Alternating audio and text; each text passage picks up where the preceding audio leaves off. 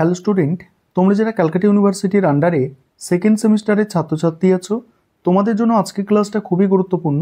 আজকের ক্লাসে তোমাদের ইএনভিএস অর্থাৎ পরিবেশবিদ্যা সাবজেক্টের এসএকিউ প্রশ্ন উত্তর নিয়ে আলোচনা করব।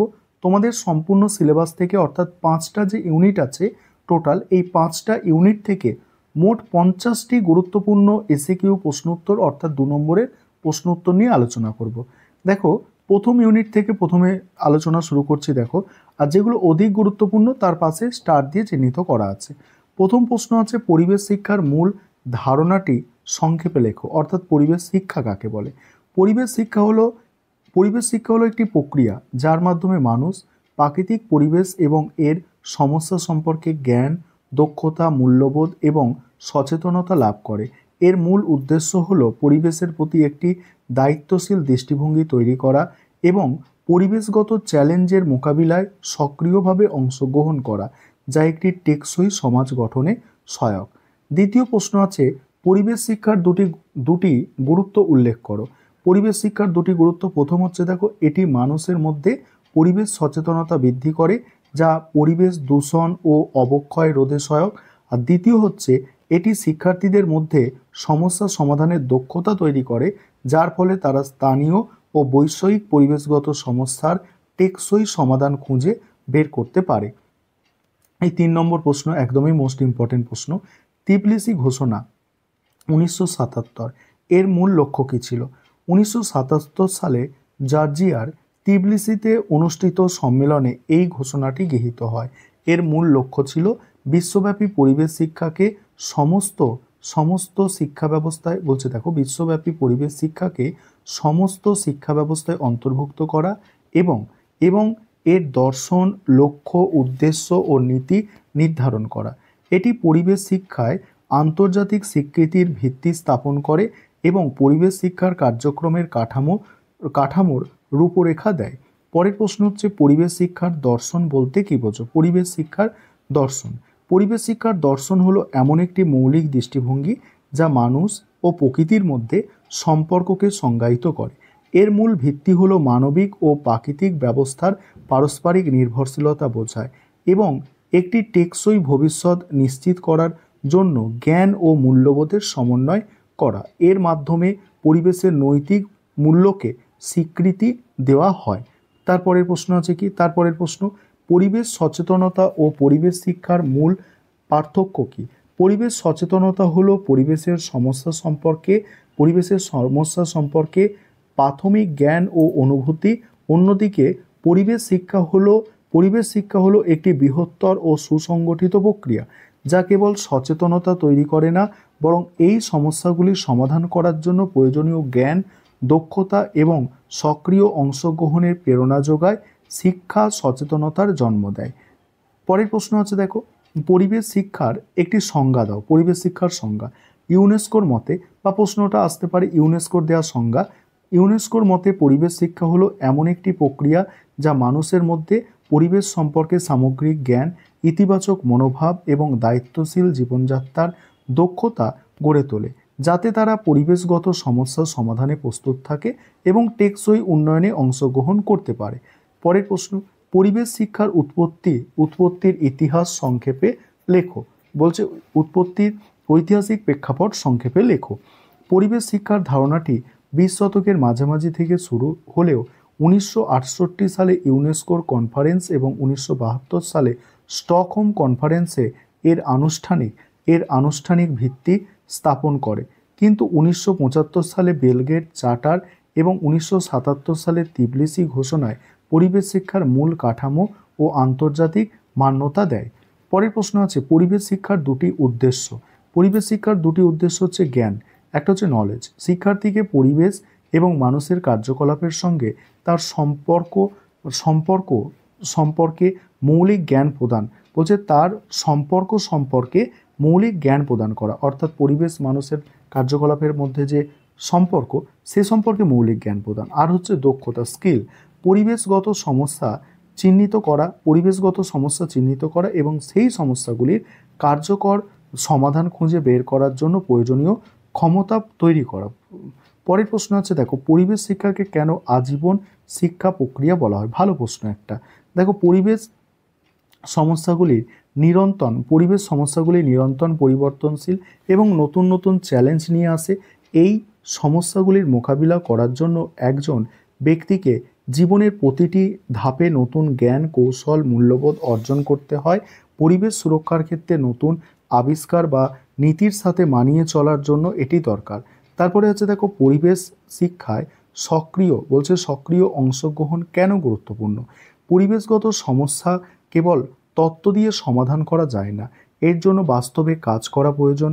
সক্রিয় অংশগ্রহণ শিক্ষার্থীদের স্থানীয় পরিবেশগত সমস্যা চিহ্নিত করতে এবং সেগুলি সমাধানে সরাসরি অংশ নিতে উৎসাহিত করে, যা জ্ঞানকে বাস্তবে প্রয়োগ করার সুযোগ তৈরি করে এবং সামাজিক দায়িত্ববোধ বাড়ায়।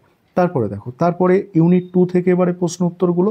ইউনিট 2 থেকে দেখো পরিবেশ সংক্রান্ত নিয়ম ও বিধানের প্রয়োজনীয়তা কি। পরিবেশের উপাদান সীমিত, মানুষের লাগামহীন ব্যবহার এগুলি নষ্ট করছে। নিয়ম ও বিধানগুলি এই সম্পদগুলির যথাযথ ব্যবহার নিশ্চিত করে এবং দূষণ নিয়ন্ত্রণ করে পরিবেশের গুণমান বজায় রাখতে অপরিহার্য। এটি সকলকে পরিবেশগত দায়িত্ব পালনে বাধ্য করে এবং পরিবেশের ক্ষতি করলে শাস্তির বিধান রাখে। তারপরে বন্যপ্রাণী সুরক্ষা আইন 1972-এর মূল উদ্দেশ্য কী। এই আইনের মূল উদ্দেশ্য হল ভারতে বন্যপ্রাণী ও উদ্ভিদ জগৎকে সুরক্ষা প্রদান করা। এর মাধ্যমে বিভিন্ন বিপন্ন প্রজাতির শিকার, তারপরে ব্যবসা ও চোরাচালান নিষিদ্ধ করা হয়েছে এবং বন্যপ্রাণীদের জন্য জাতীয় উদ্যান এবং অভয়ারণ্য প্রতিষ্ঠা পরিচালনার আইনি কাঠামো তৈরি করা হয়েছে। তারপরে প্রশ্ন আছে বন সংরক্ষণ আইন 1980 এর মূল কথা কী। এই আইনের মূল কথা হলো অবন কাজে যেমন কৃষি, শিল্প, গৃহ নির্মাণের বলছে নন ফরেস্ট পারপাস, অর্থাৎ নন ফরেস্ট পারপাস মানে কি, যেমন কৃষি, শিল্প, গৃহ নির্মাণের জন্য বনভূমিকে ব্যবহার করতে হলে কেন্দ্রীয় সরকারের পূর্ব অনুমোদন নেওয়া বাধ্যতামূলক। এই আইন নিশ্চিত করে যে বনভূমি শুধুমাত্র বনভূমি হিসাবে ব্যবহৃত হবে এবং বন ধ্বংসের হার নিয়ন্ত্রণ করা যায়। তারপরে কি আছে দেখো জল দূষণ প্রতিরোধ নিয়ন্ত্রণ আইন 1974-এর দুটি প্রধান দিক উল্লেখ করো। এই আইনের দুটি প্রধান দিক হচ্ছে, এক হচ্ছে জল দূষণ নিয়ন্ত্রণ ও প্রতিরোধের জন্য কেন্দ্র ও রাজ্য দূষণ নিয়ন্ত্রণ বোর্ড গঠন করা, আর দুই হচ্ছে কোনো শিল্প বা প্রতিষ্ঠানকে দূষণকারী পদার্থ জলে ফেলার আগে বোর্ডের অনুমোদন নেওয়া বাধ্যতামূলক। তারপরের প্রশ্ন আছে পরিবেশ সুরক্ষা আইন 1986-কে কেন এটি ছাতা আইন বলা হয়। কেন এটিকে ছাতা আইন বলা হয়। ভোপাল গ্যাস দুর্ঘটনার পরিপ্রেক্ষিতে এই আইনটি তৈরি হয়। এটি পূর্ববর্তী আইনগুলির তুলনায় অনেক বেশি ব্যাপক ও শক্তিশালী। এই আইন কেন্দ্রীয় সরকারকে পরিবেশ সুরক্ষা ও উন্নয়নের জন্য যে কোনো জরুরি পদক্ষেপ নেওয়ার ক্ষমতা প্রদান করে, তাই একে ছাতা আইন বলা হয়। তারপর হচ্ছে মন্ট্রিয়ল প্রোটোকল এর প্রধান লক্ষ্য কী। 1987 সালে স্বাক্ষরিত মন্ট্রিয়ল প্রোটোকল প্রধান লক্ষ্য ছিল ওজোন স্তর ক্ষয়কারী পদার্থ যেমন ক্লোরোফ্লুরোকার্বন বা হ্যালনস এর উৎপাদন ও ব্যবহার পর্যায়ক্রমে হ্রাস করা এবং অবশেষে বন্ধ করে দেওয়া। এই চুক্তি ওজোন স্তরকে রক্ষা করতে বিশ্বব্যাপী সম্মিলিত প্রচেষ্টার পথ দেখায়। পরের প্রশ্ন কিয়োটো প্রোটোকলের প্রধান বিষয়বস্তু কী। 1997 সালে গৃহীত কিয়োটো প্রোটোকল ছিল একটি আন্তর্জাতিক চুক্তি যা শিল্পোন্নত দেশগুলির জন্য গ্রিনহাউস গ্যাস নির্গমন বাধ্যতামূলক লক্ষ্যমাত্রা স্থির করে। এর উদ্দেশ্য ছিল জলবায়ুর পরিবর্তন মোকাবিলায় বৈশ্বিক উষ্ণতা কমাতে গ্যাস নির্গমনকে একটি নির্দিষ্ট স্তরে নিয়ে আসা। তারপরে জীববৈচিত্র্য সংরক্ষণ কনভেনশন এর তিনটি প্রধান উদ্দেশ্য। এখানে দেখো 1 নম্বর হচ্ছে জীববৈচিত্র্য সংরক্ষণ, 2 নম্বর হচ্ছে জীববৈচিত্র্যের উপাদানগুলির টেকসই ব্যবহার, 3 নম্বর জেনেটিক সম্পদ ব্যবহারের ফলে উদ্ভূত সুবিধার ন্যায্যতা ও সম্পূর্ণতা ও সমতাপূর্ণ বন্টন। এটি স্থানীয় সম্প্রদায়ের অধিকারকে গুরুত্ব দেয়। পরের প্রশ্ন আছে পরিবেশ সংক্রান্ত বিধি প্রয়োগের দুটি সমস্যা উল্লেখ করো। দেখো এখানে 1 নম্বর হচ্ছে পর্যাপ্ত নজরদারির অভাব। দূষণকারী সংস্থাগুলির ওপর নিয়মিত ও কার্যকর নজরদারির জন্য সরকারি পরিকাঠামো ও জনবলের ঘাটতি। 2 নম্বর হচ্ছে রাজনৈতিক সদিচ্ছার অভাব। অনেক ক্ষেত্রে অর্থনৈতিক উন্নয়নের অজুহাতে পরিবেশ আইনকে দুর্বল করা বা উপেক্ষা করার প্রবণতা দেখা যায়। পরের প্রশ্ন আছে, দেখো পরের প্রশ্ন, ভারতের বায়ু দূষণ প্রতিরোধ ও নিয়ন্ত্রণ আইন 1981 মূল লক্ষ্য। এই আইনের মূল লক্ষ্য হলো বায়ু দূষণ নিয়ন্ত্রণ ও প্রতিরোধ করা, ভারতের বায়ুর গুণগত মান সংরক্ষণ করা। ভারতের বায়ুর কি হচ্ছে? গুণগত মান সংরক্ষণ করা। এই আইন রাজ্য দূষণ নিয়ন্ত্রণ বোর্ডকে বায়ু দূষণকারী যে কোনো শিল্পকে নিয়ন্ত্রণ করা এবং এয়ার পলিউশন কন্ট্রোল এরিয়া ঘোষণা করার ক্ষমতা দেয়। এবার 3 নম্বর ইউনিট। এবার 3 নম্বর ইউনিট থেকে গুরুত্বপূর্ণ প্রশ্ন উত্তরগুলো দেখো। এখানে 21 নম্বর প্রশ্ন আছে, জনসংখ্যা বৃদ্ধির ফলে পরিবেশের উপর দুটি নেতিবাচক প্রভাব অর্থাৎ খারাপ প্রভাব। 1 নম্বর হচ্ছে প্রাকৃতিক সম্পদের হ্রাস। ক্রমবর্ধমান জনসংখ্যার চাহিদা মেটাতে বন জঙ্গল, জল এবং খনিজ সম্পদের ওপর অতিরিক্ত চাপ সৃষ্টি হয়, ফলে এই সম্পদগুলির দ্রুত ক্ষয় হতে থাকে। 2 নম্বর হচ্ছে দূষণ বৃদ্ধি। জনসংখ্যা বৃদ্ধির সাথে সাথে বর্জ্য উৎপাদন এবং কার্বন নির্গমন বাড়ে, যা বায়ু, জল, মাটির দূষণকে আরও বাড়িয়ে তোলে। পরের প্রশ্ন আছে পুনর্বাসন পুনর্স্থাপন কাকে বলে? ভালো প্রশ্ন, এটা খুবই ভালো প্রশ্ন। কোনো উন্নয়নমূলক প্রকল্প বা দুর্যোগের কারণে জনসমাজকে তাদের মূল বাসস্থান থেকে সরিয়ে নিয়ে যাওয়াকে পুনর্বাসন বলে। অন্যদিকে পুনর্স্থাপন হলো এই স্থানচ্যুত মানুষদের নতুন জায়গায় অর্থনৈতিক, সামাজিক ও মনস্তাত্ত্বিক জীবনের স্বাভাবিক অবস্থায় ফিরিয়ে আনার সামগ্রিক প্রক্রিয়া। পরের প্রশ্ন, স্টার দেওয়া আছে মানেই গুরুত্বপূর্ণ। চিপকো আন্দোলন কি? এর প্রধান স্লোগান কি ছিল?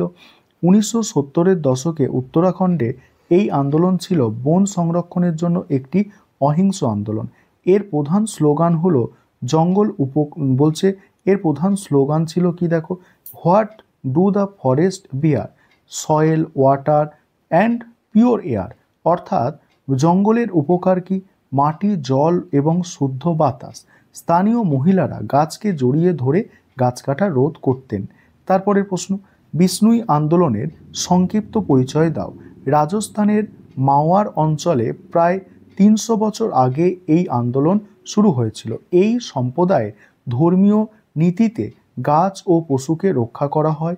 1715 সালে অমৃতা দেবী বিষ্ণুই তার 3 সন্তানের সঙ্গে খেজুরি গাছের রক্ষা করতে গিয়ে প্রাণ দেয়, যা পরিবেশ রক্ষার ইতিহাসে এক অন্যতম নজিরবিহীন ঘটনা। পরের প্রশ্ন, পরিবেশ নৈতিকতা বলতে কি বোঝায়? অর্থাৎ এনভায়রনমেন্টাল এথিক্স। পরিবেশ নৈতিকতা হলো এমন একটি শাখা যা পরিবেশের প্রতি মানুষের নৈতিক দায়িত্ব ও কর্তব্য নিয়ে আলোচনা করে। এটি বিবেচনা করে যে মানুষ কিভাবে প্রকৃতির সঙ্গে আচরণ করবে এবং প্রকৃতির অন্যান্য উপাদান যেমন গাছপালা, পানি এর প্রতি তারা কী ধরনের নৈতিক মূল্য থাকা উচিত। এর কেন্দ্রে রয়েছে প্রকৃতির অন্তর্নিহিত মূল্য। তারপরে হচ্ছে ইকো ফেমিনিজমের মূল বক্তব্য কি? মোস্ট ইম্পর্টেন্ট প্রশ্ন এটা। ইকো ফেমিনিজম এমন একটি দর্শন যা নারীর ওপর নিপীড়ন এবং প্রকৃতির ওপর নিপীড়নের মধ্যে একটি যোগসূত্র খুঁজে বের করে। এর মূল বক্তব্য হলো পিতৃতান্ত্রিক সমাজ ব্যবস্থা যেমন নারীকে অধীনস্থ করে, তেমনি এটি প্রকৃতিকেও শোষণ করে। তাই পরিবেশের সংরক্ষণে নারীর ভূমিকা এবং নারীবাদের ধারণা গুরুত্বপূর্ণ। পরের প্রশ্ন আছে পরিবেশ সংরক্ষণে সংস্কৃতির ভূমিকা কী? অনেক সংস্কৃতিতে গাছপালা, নদী, পানিকে পবিত্র মনে করা হয়, যা প্রাকৃতিক সম্পদের সংরক্ষণে সাহায্য করে। যেমন ভারতের পবিত্র বনাঞ্চল এর ধারণা বা কোনো দেবদেবীকে কোনো প্রাণীর সঙ্গে যুক্ত করার প্রথা ঐতিহাসিকভাবে সংরক্ষণের কাজ করে।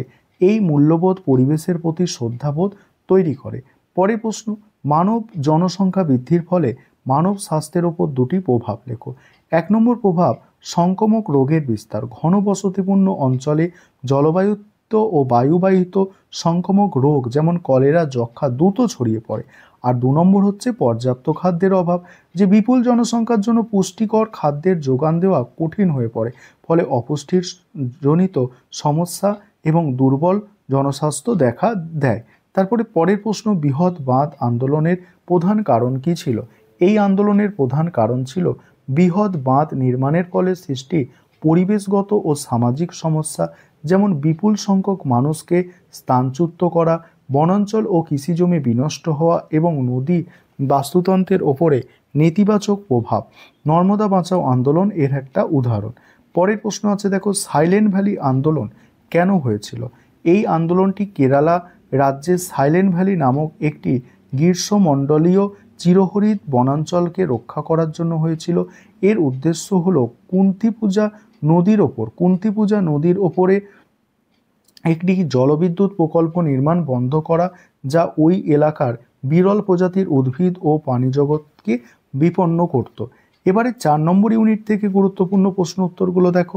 প্রথম প্রশ্ন এখানে 31 নম্বর, বিপদ মানে হ্যাজার্ড এবং দুর্যোগের মধ্যে পার্থক্য। মোস্ট ইম্পর্টেন্ট এটা। বিপদ হলো এমন একটি প্রাকৃতিক বা মানবসৃষ্ট ঘটনা যা ক্ষতি করার ক্ষমতা রাখে, যেমন প্রবল বৃষ্টিপাতের সম্ভাবনা। অন্যদিকে দুর্যোগ হলো যখন একটি বিপদ কোনো দুর্বল জনসমাজকে আঘাত করে ব্যাপক ক্ষতি করে। মৃত্যু ও স্বাভাবিক জীবনযাত্রায় বড় ব্যাঘাত ঘটে। মানে বিপদ একটি ঘটনা আর দুর্যোগ হচ্ছে তার প্রভাব। পরের প্রশ্ন আছে দেখো, দুর্যোগের ঝুঁকি মানে রিস্ক এবং দুর্বলতা বলতে কি বোঝো? ঝুঁকি হলো দুর্যোগের সম্ভাব্য ক্ষতির সম্ভাবনা, যা বিপদ এবং দুর্বলতার উপরে নির্ভর করে।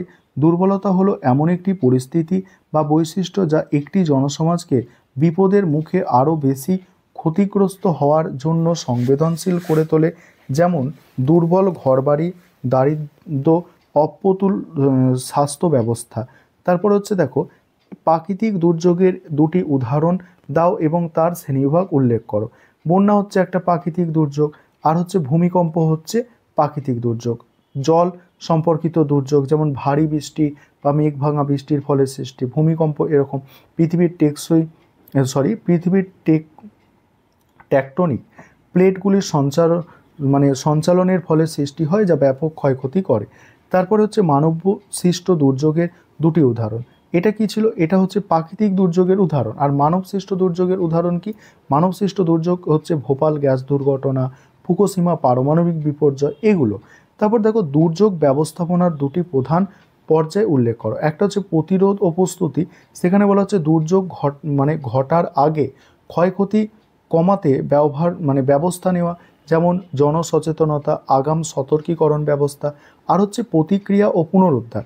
দুর্যোগ ঘটার পরে ত্রাণ, উদ্ধার কাজ ও স্বাভাবিক জীবনে ফিরিয়ে আনার ব্যবস্থা। মিনামাটার বিপর্যয় কী কারণে ঘটেছিল? 1950-এর দশকে জাপানের মিনামাটা উপসাগরের কাছে একটি রাসায়নিক কারখানা থেকে সমুদ্রে পারদ যৌগ নির্গত হয়েছিল। আর এই পারদযুক্ত মাছ ও সেলফিশ খেয়ে স্থানীয় মানুষদের মধ্যে স্নায়বিক রোগ দেখা যায়, যা মিনামাটার রোগ নামে পরিচিত। তারপরে ঘূর্ণিঝড় আয়লার দ্বারা পশ্চিমবঙ্গে সৃষ্টি একটি প্রধান প্রভাব লেখো। 2009 সালে সৃষ্টি তীব্র ঘূর্ণিঝড়টি প্রধানত সুন্দরবন অঞ্চলে মারাত্মকভাবে ক্ষতিগ্রস্ত করেছিল।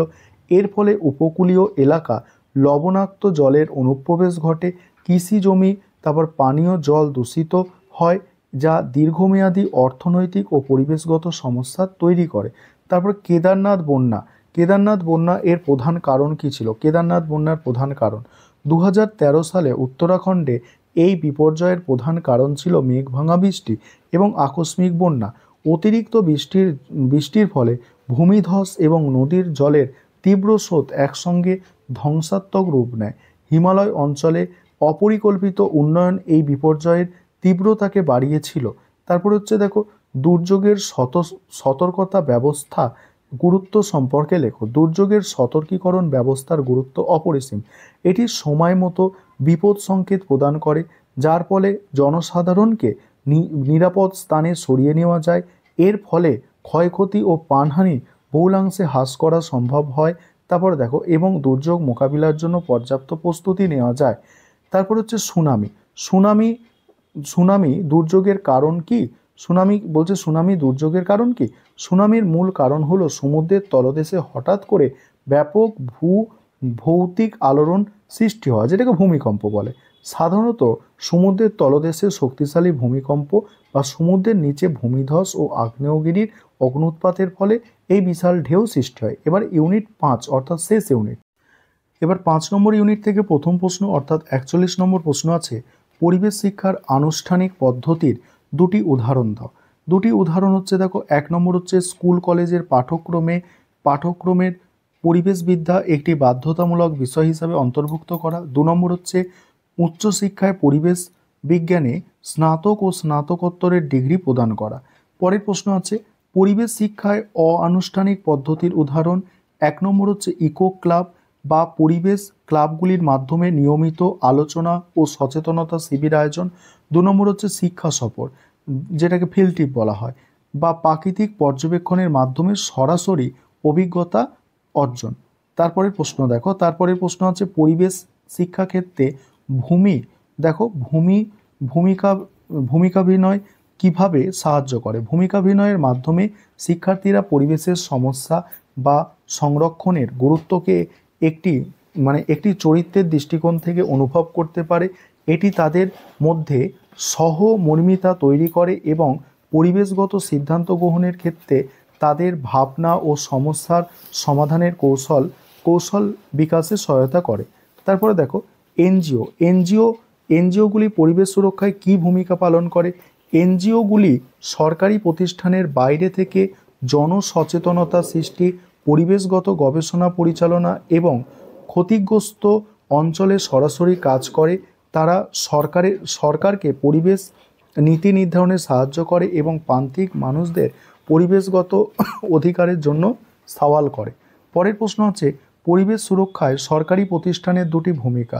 1 নম্বর হচ্ছে আইন ও নীতি প্রণয়ন করা, আর 2 নম্বর হচ্ছে অর্থায়ন ও গবেষণা। পরের প্রশ্ন পরিবেশ শিক্ষাক্ষেত্রে প্রকল্প পদ্ধতির গুরুত্ব। প্রকল্প পদ্ধতির মাধ্যমে শিক্ষার্থীরা কোনো নির্দিষ্ট পরিবেশগত সমস্যাকে চিহ্নিত করে তথ্য সংগ্রহ করে বিশ্লেষণ করে এবং সমাধান সূত্র প্রস্তাব করে।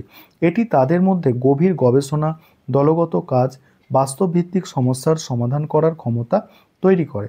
তারপরে পরিবেশ সচেতনতা বাড়াতে মুদ্রণ মাধ্যম অর্থাৎ প্রিন্ট মিডিয়ার ভূমিকা। সংবাদপত্র, ম্যাগাজিন এবং পরিবেশ সংক্রান্ত বইপত্র পরিবেশগত সমস্যা, আইন ও সংরক্ষণের সাফল্য ব্যর্থতা সম্পর্কে বিস্তারিত ও গভীর তথ্য সাধারণ মানুষের কাছে পৌঁছে দেয়। এটি তথ্যের নির্ভরযোগ্যতার উৎস হিসাবে কাজ করে এবং জনমত গঠনে সহায়তা করে। পরের প্রশ্ন পরিবেশ সুরক্ষায় সামাজিক মাধ্যমের দুটি অবদান। এখানে প্রথমে কি বলা হচ্ছে, দেখো, দ্রুত তথ্য ও বার্তা প্রচার। পরিবেশ সংক্রান্ত জরুরি খবর খুব কম সময়ে বিপুল সংখ্যক মানুষের কাছে পৌঁছে দেওয়া। আর 2 নম্বর হচ্ছে সক্রিয় আন্দোলন, পরিবেশগত অবিচার বা সমস্যা নিয়ে জনমত তৈরি করা এবং দ্রুত স্থানীয় বা জাতীয় আন্দোলন সংগঠিত করা। পরে হচ্ছে ইকো ক্লাব গঠনের প্রধান উদ্দেশ্য। স্কুল বা কলেজে ইকো ক্লাব গঠনের মূল উদ্দেশ্য হলো শিক্ষার্থীদের মধ্যে পরিবেশ সংরক্ষণের প্রতি ভালোবাসা ও দায়িত্ববোধ তৈরি করা। এই ক্লাবের মাধ্যমে তারা কৃষি বৃক্ষরোপণ, তারপর বর্জ্য ব্যবস্থাপনা, পরিবেশগত সচেতনতা কর্মসূচি পরিচালনা করে এবং নেতৃত্বদানের দক্ষতা অর্জন করে। তারপরে পরিবেশ শিক্ষায় আজীবন শিক্ষা প্রক্রিয়া বলতে কী বোঝো। এর অর্থ হলো পরিবেশ সম্পর্কে জ্ঞান অর্জন কেবল একটি নির্দিষ্ট পাঠ্যক্রম বা শিক্ষা জীবনের মধ্যে সীমাবদ্ধ নয়। পরিবেশের সমস্যা, বৈজ্ঞানিক তথ্য ক্রমাগত পরিবর্তিত হচ্ছে, তাই পরিবেশ সুরক্ষার জন্য একজন ব্যক্তিকে সারা জীবন ধরে নতুন নতুন জ্ঞান ও দক্ষতা অর্জন করে চলতে হবে। এই ছিল তোমাদের আজকে গুরুত্বপূর্ণ 50টি এসএকিউ প্রশ্ন উত্তর।